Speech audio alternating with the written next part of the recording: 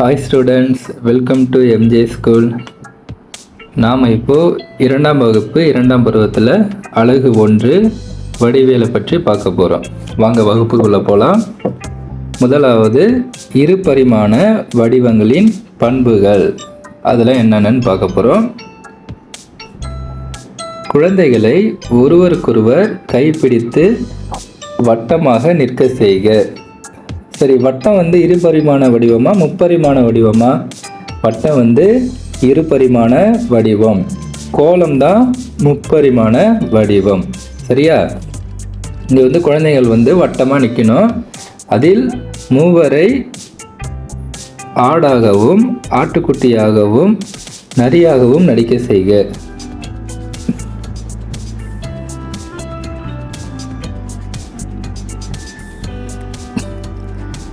இங்கே பாருங்க, இந்த குழந்தைகள் வட்டமாக நிற்கிறாங்க. பார்த்தீங்களா?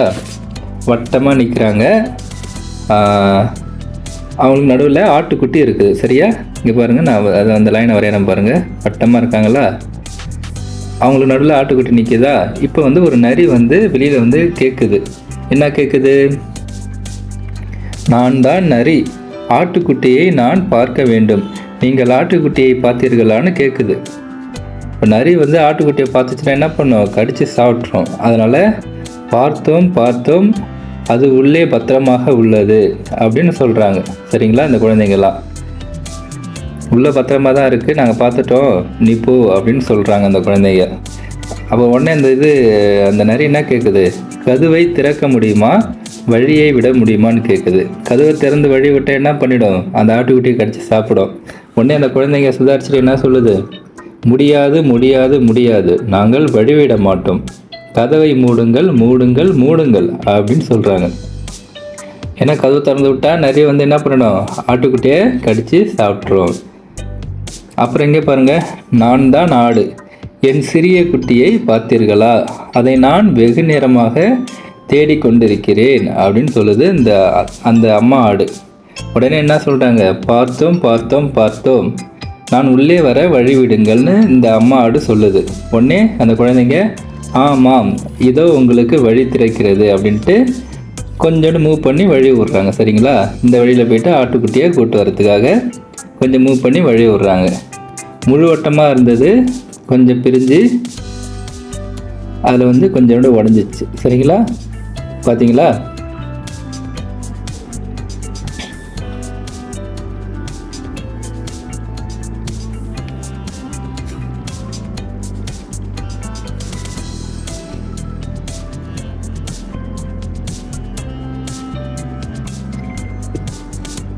இந்த வடிவில் இருக்குது, அதுக்கு கொஞ்சம் கேப் கிடச்சிருக்கு பாருங்கள். சரிங்களா? இப்போ இங்கே வட்டம் மூடிய வடிவமாக இருந்தது, வட்டம் இங்கே மூடிய வடிவமாக இருந்தது. இங்கே என்ன ஆயிடுச்சு? திறந்த வடிவமாக ஆயிடுச்சு. கொஞ்சம் வழி விட்டோன்னே ஆட்டுக்குட்டி அவங்க அம்மா கிட்ட போயிடுச்சு. இப்போது இந்த வடிவத்தை பாருங்கள். இங்கே ஒரு வட்டம் வரைஞ்சிருங்க இல்லையா? இது மூடிய வடிவமாக இருக்குது. கொஞ்சம் கேப் விட்டதும் இந்த வடிவம் என்ன ஆயிடுச்சு? திறந்த வடிவமாக ஆயிடுச்சு. சரிங்களா?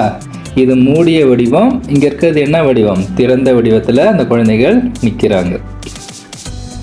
இருபரிமாண வடிவங்களின் பண்புகள்.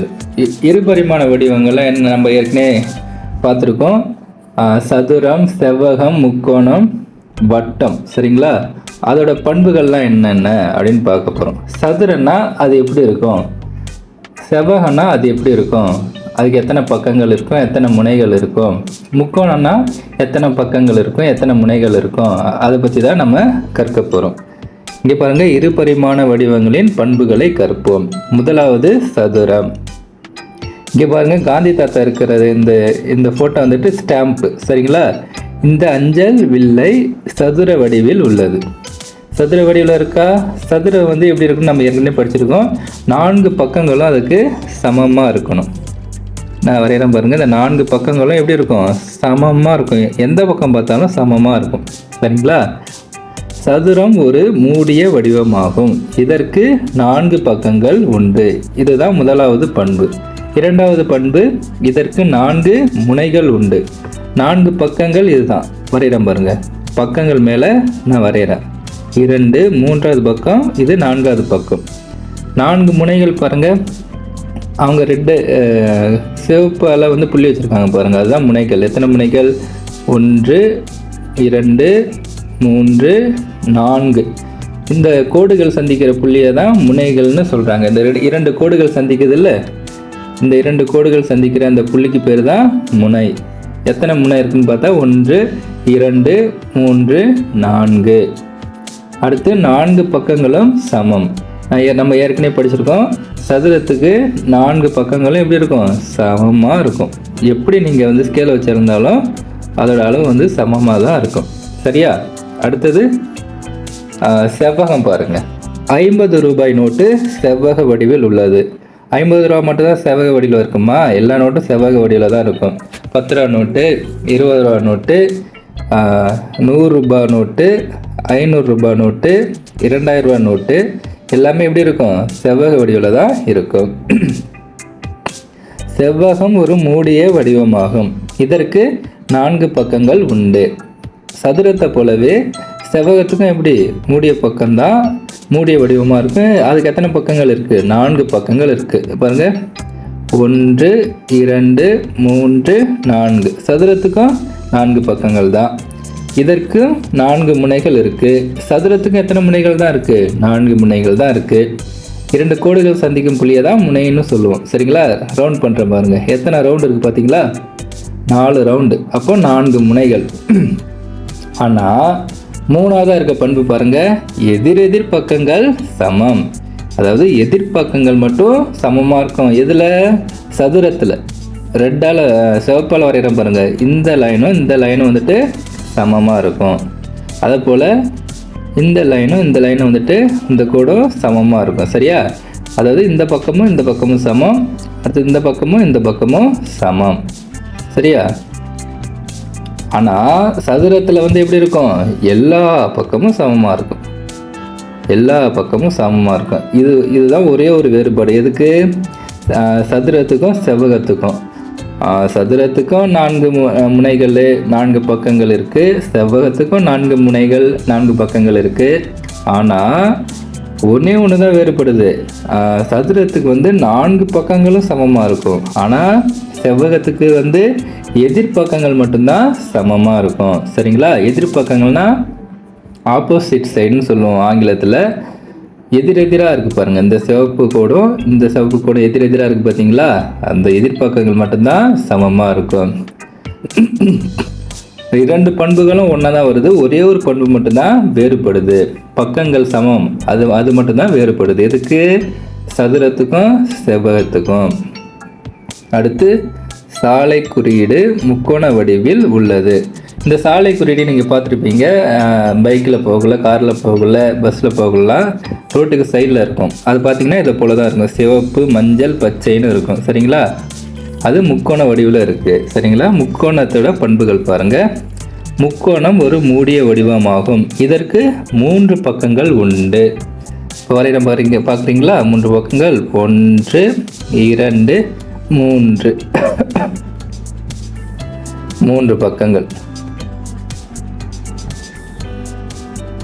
அடுத்து இதற்கு 3 முனைகள் உண்டு. 1 2 3. 2 கோடுகள் 2 பக்கம் 2 கோடுகள் சந்திக்க அந்த புள்ளியை தான் முனைகள்னு சொல்கிறோம். முக்கோணத்துக்கு எத்தனை முனைகள் இருக்குது? 3 முனைகள் இருக்குது. அடுத்து பக்கங்கள் சமமாகவும் சமமற்றும் இருக்கும். முக்கோணத்தில் வெவ்வேறான முக்கோணங்கள்லாம் இருக்குது. சரிங்களா? சமபக்க முக்கோணம், இரு சமபக்க முக்கோணம் அப்படிலாம் இருக்குது. அதனால் முக்கோணத்தை பொறுத்த வரைக்கும் எல்லா பக்கங்களும் சமமாக இருக்கும், இல்லை எல்லா பக்கங்களும் வேறு அளவுகளில் இருக்கும். அதை நம்ம பின்னாடி விரிவாக கற்போம். ஆனால் சதுரம் செவ்வகத்து போல் முக்கோணம் வந்து இருக்காது. அதுக்கு எல்லா பக்கங்களும் சமமாகவும் இருக்கும், 2 பக்கங்கள் மட்டும் சமமாக இருக்கும், 3 பக்கங்களும் வெவ்வேறாகவும் இருக்கும், சமமாகவும் இருக்கும். சரிங்களா? அதனால் அது குழப்பிக்க வேணாம். முக்கோணத்தை பொறுத்த வரைக்கும் பக்கங்கள் சமமாக இருக்கும், சமமற்றும் இருக்கும். அதில் தெளிவாக இருங்க. ஆனால் சதுரம் செவ்வகம் வந்து நமக்கு வந்து ஈஸியாக தெரிஞ்சிடும். சதுரத்துக்கு எல்லா பக்கங்களும் சமம், செவ்வகத்துக்கு எதிரெதிர் பக்கங்கள் மட்டும்தான் சமம். அடுத்து நாணயம் வட்ட வடிவில் உள்ளது. வட்ட வடிவில் இருக்குது பாருங்கள். 5 ரூபா காயின் இது எப்படி இருக்குது? வட்ட வடிவில் இருக்குது. வரைகிறோம் பாருங்கள். அதோட விளிம்பில் வரைகிறேன் நான். என்ன வடிவம் கிடைக்குது பாருங்கள், வட்ட வடிவம் கிடைக்குதா? அடுத்தது வட்டம் வந்து ஒரு மூடிய வளைவு. ஒரு வளைவு வந்து நம்ம அழகாக மூணுனாக்கா என்ன கிடைக்கும், நமக்கு வட்டம் கிடைக்கும். அவ்வளோதான் வட்டத்தை பொறுத்த வரைக்கும். வட்டத்துக்கு ஒரே பண்பு தான், அது என்னது, வட்டம் வந்து ஒரு மூடிய வளைவு. கீழே பாருங்க, கொடுக்கப்பட்ட இடங்களின் மூடிய வடிவங்களுக்கு மூ எனவும் திறந்த வடிவங்களுக்கு தீ எனவும் எழுதுக. இங்கே பாருங்களேன், இங்கே இந்த வடிவங்களில் வந்து சிலது வந்து ஃபுல்லாக வந்து மூடி இருக்குது, சிலது வந்து ஓப்பனில் இருக்குது. இங்கே பாருங்கள், உதாரணத்துக்கு இந்த செவ்வகத்துக்கு இங்கே ஓப்பனில் இருக்கா, அடுத்து இந்த சதுரம் வந்து ஃபுல்லாக கவர் ஆகிருக்கு. சரியா? அடுத்தது இங்கே பாருங்கள், இந்த முக்கோணம் வந்து ஓப்பனில் இருக்கா, இப்படி ஓப்பனில் இருந்துச்சுன்னா தீன்னு போடணும், அதாவது திறந்து இருந்துச்சுன்னா தீன்னு போடணும், எல்லாம் மூடி இருந்துச்சுன்னா மூணு போடணும். சரிங்களா? இப்போ பாருங்கள், இந்த சதுரம் பாருங்கள், எல்லா பக்கமும் என்ன எப்படி இருக்குது, மூடி இருக்குது. சரியா? மூடி இருந்தால் மூ. அடுத்தது இந்த செவ்வகத்தை பாருங்கள், இந்த பக்கம் வந்து திறந்துருக்கு, திறந்திருந்தால் தீ. இந்த செவ்வகம் ஃபுல்லாக மூடி இருக்குது. சரிங்களா? அப்போ மூ. இந்த வடிவம் பாருங்கள், இது ஃபுல்லாக மூடி இருக்குது, அப்போது மூ. அடுத்தது இந்த முக்கோணம் பாருங்கள், ஃபுல்லாக மூடி இருக்குது. சரிங்களா? அப்போது மூ. இந்த முக்கோணம் பாருங்கள், இங்கே வந்து கொஞ்சோண்டு திறந்துருக்கு, அப்போது தீ. தீ. இந்த வட்டம் ஃபுல்லாக மூடி இருக்கு, அப்போது மூ. இந்த வட்டம் கொஞ்சம் இங்கே திறந்துருக்கு, அப்போது தீ. அவ்வளோதான்.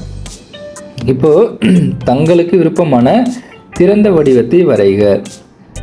நம்ம எனக்கு விருப்பமான ஒரு திறந்த வடிவம்னா வட்டத்தையும் இந்த முக்கோணத்தையும் வரையணும். சரிங்களா? இல்லை ஒரு வடிவம் மட்டும் வரைஞ்சால் போதும். நான் வந்துட்டு முக்கோணம் வரைகிறேன், திறந்த வடிவம். அதுக்கு வந்து பாருங்கள், இப்போ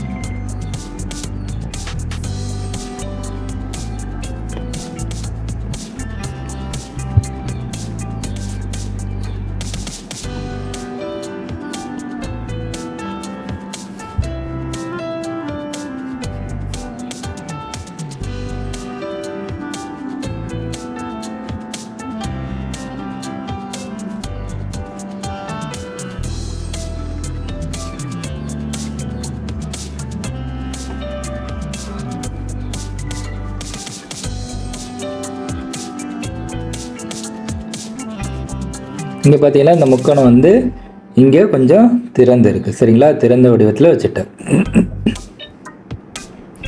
அடுத்து இந்த முக்கோணம் பாருங்கள்,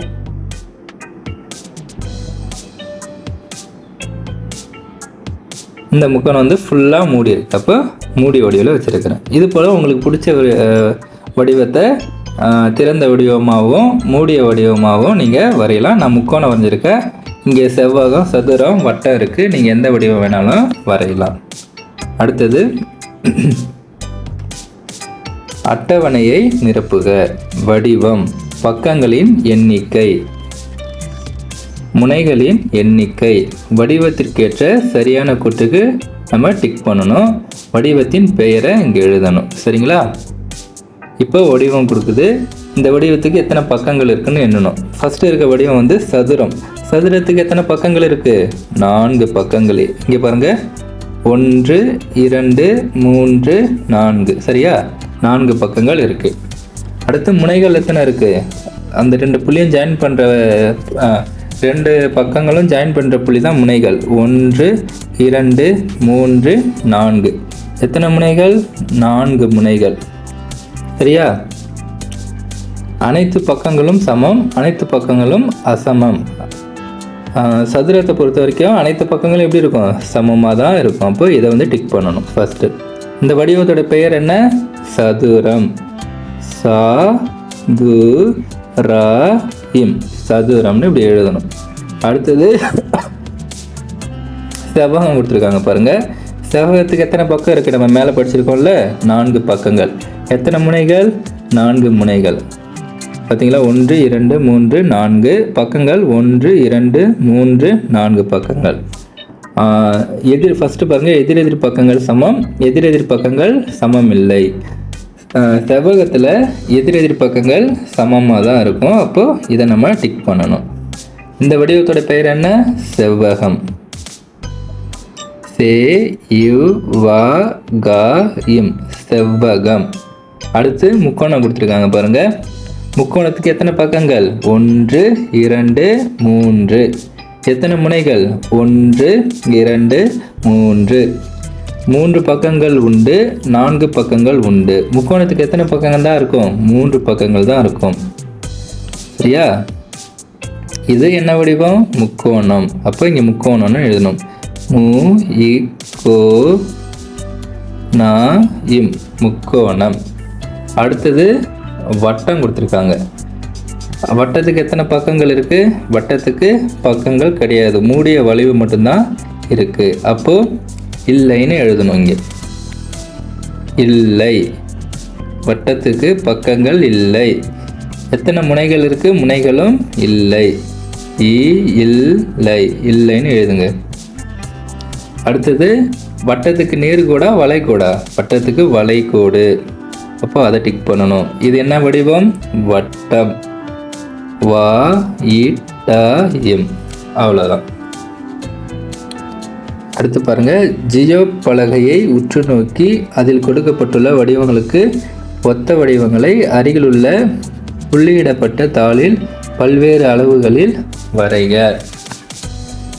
இங்கே பாருங்கள், இதுதான் ஜியோ பலகை. இதில் என்ன வடிவம் கொடுத்துருக்காங்க? ஃபஸ்ட்டுனா சதுரம் கொடுத்துருக்காங்க.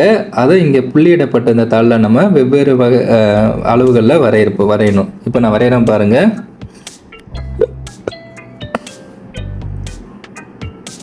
சதுரம் எப்படி இருக்கும்? சதுரத்துக்கு 4 பக்கங்களும் சமமாக இருக்கும். இப்போ 4 பக்கங்களும் சமமாக இருக்க மாதிரி வச்சுக்கணும். இது ஒரு சதுரம். அடுத்தது பாருங்கள், 4 புள்ளிகள் இணைக்கிறீங்க. இந்த சதுரம் அதோட கொஞ்சம் பெருசாக இருக்கா? இதோட கொஞ்சம் இன்னும் பெரிய சதுரம் வரைகிறேன்.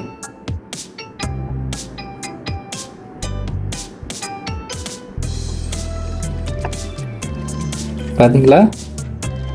இது போல் நீங்கள் வரைஞ்சி மகிழலாம். சதுரம் 4 பக்கங்களும் சமமாக இருக்க மாரி வரையணும். அப்படி வரைஞ்சிட்டா போதும், அது சதுரம் ஆகிடும். அடுத்த பாருங்கள், அடுத்த வடிவம் வந்து செவ்வகம் கொடுத்துருக்காங்க. இதையும் நம்ம வெவ்வேறு வடிவங்களில் வரைய போகிறோம். செவ்வகத்துக்கு எதிரெதிர் பக்கங்கள் சமமாக இருக்கணும். அது போல் இருக்க மாதிரி வடிவத்தை வரையணும். இப்போ கொஞ்சம் பெரிய செவ்வகமாக வரைகிறேன்.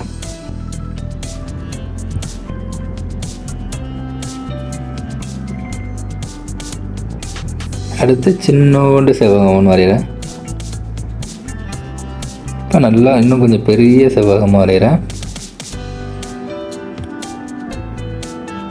எதிரெதிர் பக்கங்கள் சமமாக இருக்க மாரி நீங்கள் வரையணும். அடுத்தது முக்கோணம். குட்டியோண்டு முக்கோணம் ஒன்று வரைகிறேன். அடுத்தது கொஞ்சம் பெரிய முக்கோணமாக வரைகிறேன்.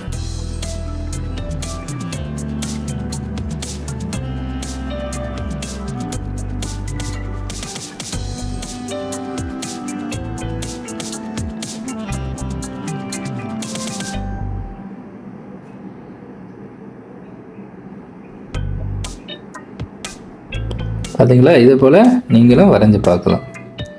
அடுத்து கண்களை மூடி வடிவங்களை அடையாளம் காணுதல்.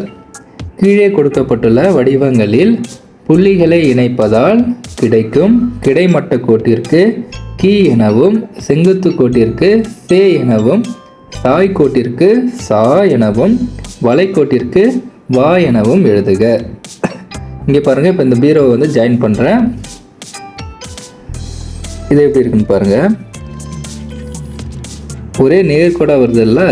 அப்போது இது வந்து செங்குத்து கோடாக இருக்குது பாருங்கள். செங்குத்து கோடுனா இப்படி நேராக மேலே இருக்கும், அதுக்கு பேர் தான் செங்குத்து கோடு. அப்போ இதுக்கு நம்ம எப்படி எழுதணும்? சேன்னு எழுதணும்.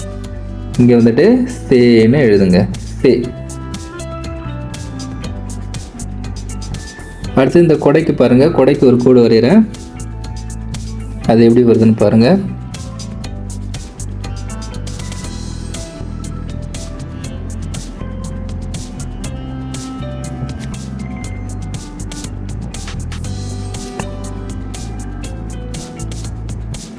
இந்த கோடு கொஞ்சம் சாய்வாக வருது, அதனால் இது வந்து சான்னு எழுதணும், சா. அடுத்தது இந்த கோடை பாருங்கள், இதை ஜாயின் பண்ணுறேன். இந்த கோடு சாய்வாக இருக்குது, அப்போது சான்னு எழுதணும். அடுத்தது இந்த வளைவை பாருங்கள், ஜாயின் பண்ணுறேன். இந்த பாலோட வளைவை ஜாயின் பண்ணால் எப்படி கிடைக்கிது? வட்டமாக இருக்கா? வட்டம் தான் கிடைக்கும் நமக்கு. அப்போது வான்னு எழுதணும், வா. அவ்வளோதான். அடுத்தது இந்த வீட்டுக்கு பாருங்கள், இந்த வீட்டோட கூரை வந்து சாய்வாக இருக்குது, பார்த்தாலே தெரியுது. அப்போ இதுக்கு சாய்வுன்னு சான்னு எழுதணும்.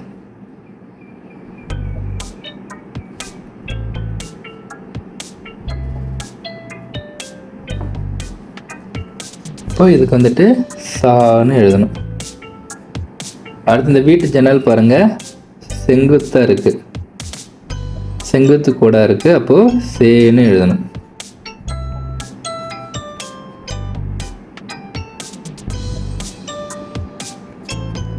சே. அவ்வளோதான். இங்கே இந்த கன செவ்வகத்தை விட்டுட்டேன். இது பாருங்கள், கன செவ்வகம் வந்து அடிப்பகுதியில் ஒரு கோடு வருது, சரிங்களா?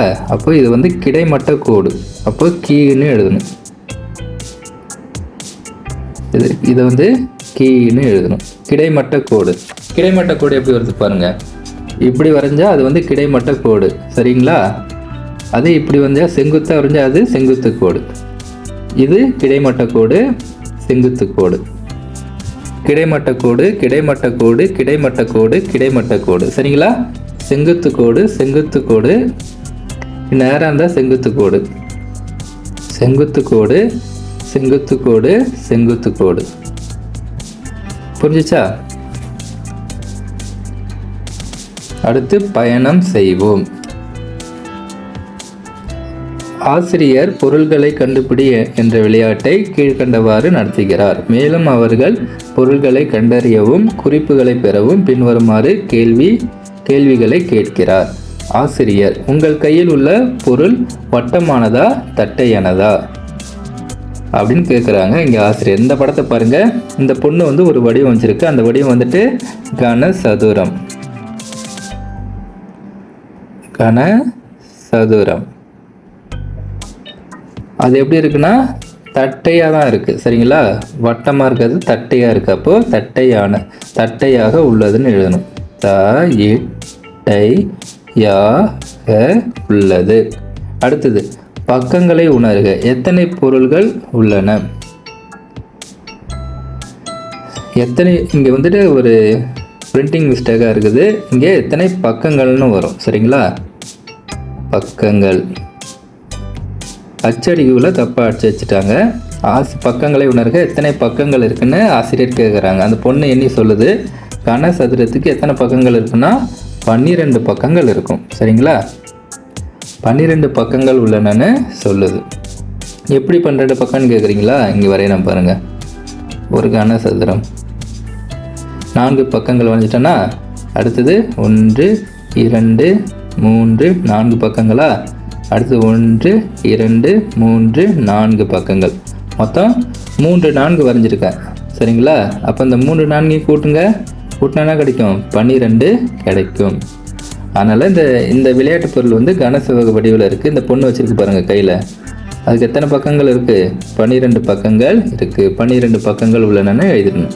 பக்கங்கள் சமமாக உள்ளதா ஆம் அல்லது இல்லை என கூறுங்கள். சதுரம் வந்துட்டு சதுரத்தோட வடிவில் தான் இருக்கும். அப்போ சதுரத்துக்கு எல்லா பக்கங்களும் சமமாக இருக்கும் இல்லையா? அப்போ கன சதுரத்துக்கும் எல்லா பக்கங்களும் எப்படி இருக்கும்? சமமாக தான் இருக்கும். ஆம்னு எழுதணும். பக்கங்கள் சமமாக உள்ளதா? ஆம். பொருளின் வடிவத்தை இப்போது உங்களால் ஊகிக்க முடிகிறதா? பொருளின் வடிவம் என்னன்னு கேட்குறாங்க. இந்த பொண்ணு வச்சிருக்க வடிவம் என்ன? கன சதுரம். ஊகிக்க முடிகிறது, ஆம். அந்த வடிவத்தோட பேர் கன சதுரம். அவ்வளோதான். இது போல் இந்த பாக்ஸ்குள்ளே பாருங்கள் நிறைய வடிவங்கள் இருக்குது. கன செவ்வகம் இருக்குது, வட்டம் இருக்குது, உருளை இருக்குது. இதங்களாம் நீங்கள் எடுத்து அதில் எப்படி இருக்கணும்னு ஆசிரியர்கிட்ட சொல்லணும். இது வகுப்பறையில் நீங்கள் செஞ்சு பாருங்கள். வளைகோடுகளை உற்று நோக்கி படி எடுக்க. வளையலை எடுத்து ஒரு காகிதத்தில் வைத்து அதன் விளிம்பினை வரைக. இந்த வளையலோட விளிம்பை வரைஞ்சால் உங்களுக்கு என்ன கிடைக்குது பாருங்கள். என்ன வடிவம் இது? வட்ட வடிவம் கிடைக்குது. இது போல் உங்கள் கையை வந்து நீங்கள் அச்சடித்து பார்க்கலாம். சரிங்களா? அடுத்து புள்ளிகளை இணைத்து வடிவத்தை அமைக்க. புள்ளிகளை இணைக்கணுமா, வடிவத்தை அமைக்கணுமா? இப்போ இங்கே பாருங்கள், இது என்ன வடிவம்? வட்ட வடிவம். இந்த புள்ளிகளெல்லாம் இணைக்கிறேன் நான்.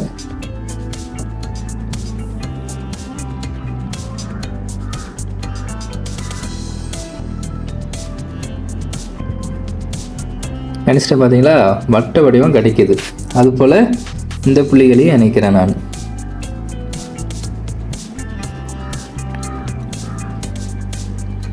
இந்த மலரோட எல்லா பகுதியும் இணைக்கிறேன்.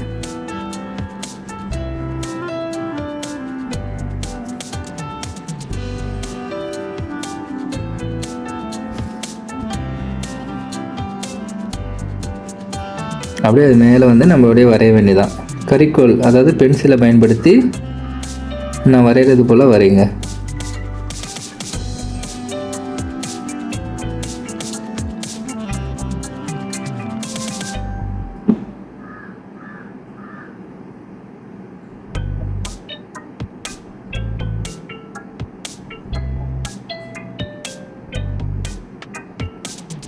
நடுவில் ஒரு வட்ட வடிவத்தில் ஒரு அமைப்பு. அதுக்கு ஒரு வட்டம் போட்டுங்க, சுற்றி இதை போல் அழகழகாக வரைங்க.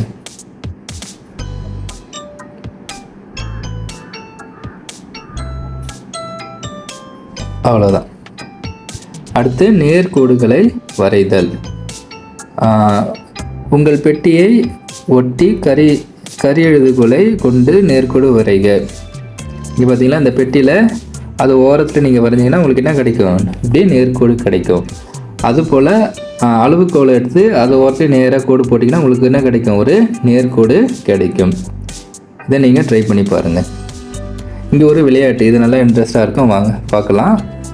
தவளை தன் இரையை சென்றடைய அளவுகோலை கொண்டு நேர்கோடுகள் வரைந்து வழிகாட்டுக. இங்கே தவளை இருக்குது, இங்கே பாருங்கள் வெட்டுக்கிளி இருக்குது. இதை பிடிக்கிறதுக்கு நம்ம வந்து தவளைக்கு வழி காட்டணும். அதுக்கு நேர்கோடுகளை தான் வரையணும். சரிங்களா? இப்போ பாருங்கள், தவளை நேராக அங்கேயே இப்படி கீழே வரலாம், ஸ்ட்ரெயிட்டாக வரலாம், வந்து இப்படி நிற்கணும். அப்புறம் இந்த சைடு போகணும், அப்புறம் மேலே, அப்புறம் சைடில், அப்புறம் அப்படியே கீழே வரணும், அப்புறம் கிடைமட்டமாக போகணும், அப்புறம் செங்குத்தாக கொஞ்சம் போகணும், அப்புறம் ஒரு கிடைமட்ட கோடு போடுங்க, அப்புறம் ஒரு செங்குத்து கோடு, கிடைமட்ட கோடு, அப்புறம் ஒரு செங்குத்து கோடு, அப்புறம் ஒரு கிடைமட்ட கோடு போட்டால் வெட்டுக்கிளிட்டாக போயிடலாம். இது ஒரு வழி. இன்னும் பல வழிகள் இருக்குது. சரிங்களா? இப்போ பாருங்கள், எப்படி நேராக ஒரு கிடைமட்ட கோடு, அப்புறம் ஒரு செங்குத்து கோடு, அப்புறம் ஒரு கிடைமட்ட கோடு, அப்புறம் ஒரு செங்குத்து கோடு, அப்புறம் ஒரு கிடைமட்ட கோடு, அப்புறம் ஒரு செங்குத்து கோடு, அப்புறம் ஒரு கிடைமட்ட கோடு, செங்குத்து கோடு, கிடைமட்ட கோடு, செங்குத்து கோடு, அப்படியே ஒரு கிடைமட்ட கோடு போட்டால் இந்த வழியில் வந்தாலும் அந்த வெட்டுக்கிளியை பிடிச்சிடலாம். பார்த்தீங்களா? இது போல் வேறு வழிகள் இருந்தாலும் நீங்கள் வரைஞ்சி பார்க்கலாம். அடுத்து தண்ணீரையும் மேகத்தின் விளிம்புகளையும் தகுந்த வண்ணக்கோல் கொண்டு வரைக. மேகம் எங்கே இருக்குது பார்த்தீங்களா? இதோட விளிம்பையும் வரையணும், அது போல் இந்த தண்ணியோட விளிம்பையும் வரையணும். மேகத்துக்கு நான் நீல வண்ணத்தை எடுத்துக்கிறேன். சரிங்களா?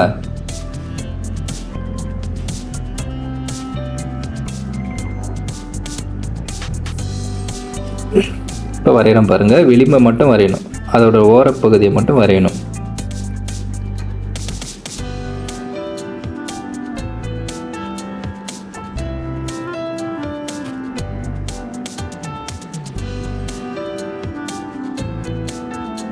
விளிம்புனா அதோட ஓரப்பகுதி வரைகிறேன் பாருங்கள், அவ்வளோதான். அடுத்தது நீருக்கும் நான் நீல வண்ணத்தையே கொடுக்குறேன். 6 ஓடுது பார்த்தீங்களா, அதோட விளிம்பை வந்து நான் வரைகிறேன்.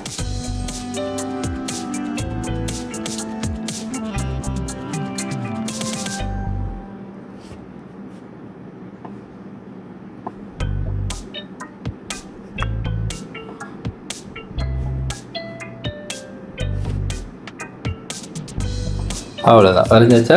இது போல் நீங்கள் வரையணும்.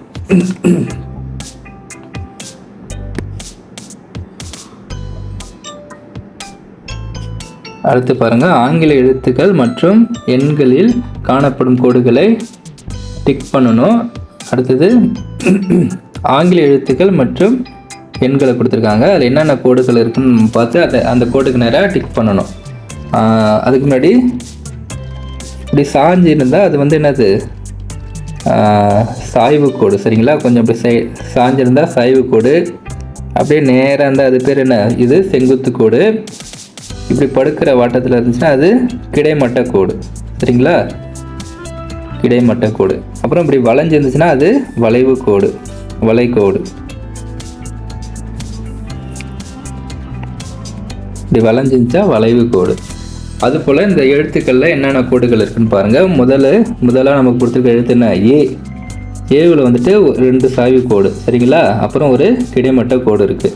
சாய்வு கோடுக்கும் கிடைமட்ட கோடுக்கும் நம்ம டிக் பண்ணணும். இங்கே சாய்வு கோடு இருக்குது, கிடைமட்ட கோடு இங்கே இருக்குது. அப்போ அதுக்கு நம்ம டிக் பண்ணிடணும். வளைகோடுகள் நேர்கோடுகள் ஏவில் கிடையாது. அடுத்த எழுத்து பாருங்கள், பியில் பாருங்கள் ஒரு செங்குத்து கோடு இருக்குது, அதாவது நேர்குத்து கோடு, நேராக ஒரு கோடு, அதுதான் நேர்குத்து கோடு. அடுத்தது ஒரு வளைகோடு, அப்புறம் இன்னொரு வளைகோடு இருக்குது, சரிங்களா? என்ன இப்போ கோடுகள் இருக்குது, நேர்குத்து கோடும் வளைகோடு மட்டும்தான் இருக்குது பியில். அப்போ நேர்குத்து கோடுக்கு ஒரு டிக்கு, வளைகோடுக்கு நேராக ஒரு டிக்கு. அடுத்த எழுத்து பாருங்கள், ஆறு வந்துக்கு ஒரு நேர்குத்து கோடு. முதல்ல ஆறுக்கு ஒரு நேர்குத்து கோடு, அப்போ நேர்குத்து கோடு இருக்குது. நேர்குத்து கோடுக்கு டிக் பண்ணிக்கிங்க 6. அப்புறம் ஒரு வளைகோடு இருக்குது, வளைகோடு இருக்கா, வளைகோடுக்கு நேராக டிக் பண்ணிக்கிங்க. வளைகோடு இங்கே இருக்குது, வளைகோடு இருக்குது. அடுத்தது ஒரு சாய்வு கோடு இருக்குது, இது வந்து சாய்வு கோடு. அப்போ சாய்வு கோடு எங்கே இருக்குது, அதுக்கு நேராக ஒரு டிக் பண்ணிக்கிங்க. 6ல் வந்துட்டு 3 கோடுகள் இருக்குது, நேர்குத்து கோடு, சாய்வு கோடு, வளைவு கோடு. அடுத்தது சி பாருங்கள், சியில் ஒரே ஒரு கோடு தான், அது வந்து என்னது, வளைகோடு மட்டும். அப்போ வளைகோடு மட்டும் டிக் பண்ணணும், அவ்வளோதான். அதுபோல் அடுத்தது ஹச்சில் பாருங்கள், ஹச்சில் நேர்குத்து கோடு இருக்குது, கிடைமட்ட கோடு இருக்குது. நேர்குத்து கோடு, அடுத்தது ஒரு கிடைமட்ட கோடு, அப்படின்னா அது வந்து என்னது, ஹச்சு. இப்போது ஹச்சுக்கு 2 டிக் பண்ணிட்டேன். ஐக்கு ஒரே ஒரு நேர்குத்து கோடு தான் இருக்குது, அப்போ நேர்குத்து கோடு மட்டும். ஜேவுக்கு பாருங்கள் ஒரு நேர்குத்து கோடு, ஒரு வளைகோடு இருக்குது. அடுத்தது கேவுக்கு பாருங்கள் ஒரு நேர்குத்து கோடு இருக்குது. அடுத்து சாய்வு கோடுகள் 2 இருக்குது, அப்போ சாய்வு கோட்டுக்கு ஒரு டிக்கு. அடுத்தது பூஜ்ஜியத்துக்கு பாருங்கள், அதுக்கு வந்து வளைகோடுகள் மட்டும்தான் இருக்குது. அடுத்தது 3க்கு பாருங்கள், 3க்கும் வளைகோடுகள் மட்டும்தான் இருக்குது. 5க்கு ஒரு கிடைமட்ட கோடு இருக்குது. அடுத்தது ஒரு சாய்வு கோடு இருக்குது. அடுத்தது ஒரு வளைவு கோடு இருக்குது. நேர்குத்து கோடு மட்டும் இல்லை 5க்கு. 6க்கு எல்லாமே வளைகோடுகள் தான், அப்போ அதை டிக் பண்ணுங்க. 7க்கு ஒரு கிடைமட்ட கோடு, அப்புறம் ஒரு வளைகோடு வளைஞ்சிருக்கு பாருங்கள் 7, அப்புறம் ஒரு வளைகோடு, ஒரு கிடைமட்ட கோடு நேராக இருக்குது, அப்புறம் அழகாக அப்படி வளைஞ்சு வந்திருக்கு 7. அடுத்து நிழல்களை உற்று நோக்கி பொருள்களை அடையாளம் காணுதல். பல்வேறு நிலைகளில் பெண்ணின் நிழலை உற்று நோக்குங்க. இங்கே பாருங்கள், இந்த பெண்ணை நிற்கிறாங்க இல்லையா, இங்கே பாருங்கள் கையை வந்து மேலே தூக்கியிருக்காங்க, இங்கே கையும் எப்படி இருக்குது, மேலே தூக்கியிருக்கா. அடுத்தது கையை வந்து கீழே இறக்கிட்டாங்க, இங்கே கையும் எப்படி இருக்குது, கீழே இறங்கியிருக்கு பார்த்தீங்களா. அப்புறம் இந்த பக்கம் 2 கையும் திரும்பி அந்த பக்கம் நிற்கிறாங்க. இந்த நிழலை பாருங்கள், முடியெலாம் இந்த பக்கம் வந்திருக்கு, இந்த முடி இந்த பக்கம் வந்திருக்கு, கைகள்லாம் நேராக இருக்குது, கால்கள்லாம் நேராக இருக்குது, இந்த உடம்பு பாருங்கள் கரெக்டாக இருக்குது பார்த்தீங்களா. அடுத்தது இந்த 2 கையும் தூக்கியிருக்காங்க. அது போல் இங்கே இந்த 2 கையும் தூக்கியிருக்கு. இந்த முடியெல்லாம் பாருங்கள், கரெக்டாக இந்த அமைப்பில் இந்த முடியும் இருக்குது. நம்ம எப்படி இருக்கோமோ அதே போல் தான் அந்த நிழலும் இருக்கும். சரிங்களா? இங்கே கையை தூக்கியிருந்தா அங்கேயும் கையை நிழலில் தூக்கியிருக்கும். இங்கே கை கீழே இறக்கிட்டுருக்காங்க, இங்கேயும் கை வந்து கீழே இறங்கிட்டு பாருங்கள். இந்த முடி பாருங்கள், இந்த முடியும் இந்த விழுந்திருக்கு பாருங்கள். இந்த அமைப்பு எப்படி இருக்குதோ அதே போல் தான் எப்படி இருக்கும் நிழலும் இருக்கும். இந்த பொண்ணோட அமைப்பு எப்படி இருக்குதோ அது போல் தான் நிழலும் இருக்கும். இங்கே அதுக்கு ஒரு பயிற்சி கொடுத்துருக்காங்க. கொடுக்கப்பட்டுள்ள பொருள்களின் சரியான நிழலை வட்டமிடுக. இவங்க ஃபஸ்ட்டு பாருங்கள், இந்த தர்பூசணி பழத்தை பாருங்கள். இதுக்கு சரியான நிழல் எது? ஃபஸ்ட்டில் இருக்க பாருங்கள், இதுதான் வரும். இது வராது. சரிங்களா? ஏன்னா இங்கே பாருங்கள் நீட்டாக இருக்குது. அப்படி இருக்கக்குள்ள இந்த நிழல் தான் நமக்கு வரும், இந்த நிழலுக்கு கிடைக்காது. இந்த நிழல் பாருங்கள் இங்கே குட்டியோண்டு இருக்குது. அப்போ இதுதான் சரியான நிழல். அப்படியே இந்த படத்தை வந்து இதில் பொருத்தி பார்த்தா பொருந்தி போகணும். இந்த தர்பூசணி பழம் இந்த நிழலில் வந்து வச்சிங்கன்னா பொருந்தி போகும். அப்போது இதுக்கு தான் நம்ம வட்டமிடணும். இதுதான் சரியானது, அதுக்கு வட்டமிடணும். வட்டமிட்டாச்சா? அடுத்து இந்த பழத்தை பாருங்கள். இப்போ அப்படியே இந்த படத்தை எடுத்துகிட்டு போய் இந்த நிழலில் பொருத்துங்க. பொருந்துமான்னு பாருங்கள். பொருந்தாது, ஏன்னா இது வந்து வளைஞ்சு இருக்குது. அடுத்தது இந்த படத்தை கொண்டு போய் இதில் பொருத்தி பாருங்கள், பொருந்தும். பார்த்தீங்களா? இந்த கேப்லாம் சரியாக இருக்குது, இந்த வளைவுகள்லாம் சரியாக இருக்குது. இதில் பொருத்துனீங்கன்னா பொருந்தாது, இங்கே கேப்பே கிடையாது. இந்த இடையில கேப் இல்லை பாருங்கள், இங்கே கேப் இருக்குது பாருங்கள். அப்போ இரண்டாவது தான் சரியான படம். அப்போ இதை நம்ம வட்டமிடணும். வட்டமிட்டாச்சா?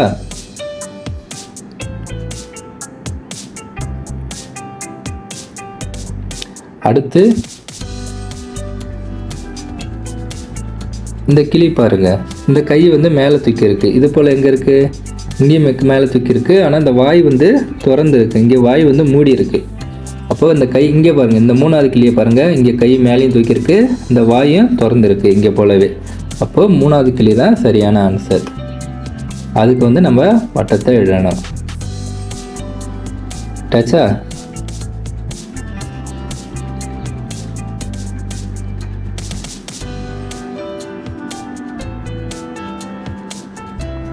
அடுத்து இந்த புலிக்குட்டி பாருங்க. இந்த புலிக்குட்டியோட வாழை பாருங்க, இது மேலே இருக்குது, இங்கே கீழே இருக்குது. அப்போ இது வராது. இங்கே வேலை மேலே வந்திருக்கு, இங்கேயும் வாழை மேலே வந்திருக்கு. அடுத்தது பாருங்களேன், இதுக்கு மேலே இருக்க முடி பாருங்கள், இங்கே அதிகமாக இருக்குது, இங்கே குறைவாக இருக்குது. இந்த முடி பாருங்கள், இங்கே 2 முடி தான் இருக்குது, இங்கே 2 3 4 முடி இருக்குது. அப்போது இங்கே தான் 2 முடி இருக்குது. அப்போ இதுதான் சரியான படம், இது தப்பான படம். அப்போ இதுக்கு வந்து நம்ம வட்டத்தை இடணும்.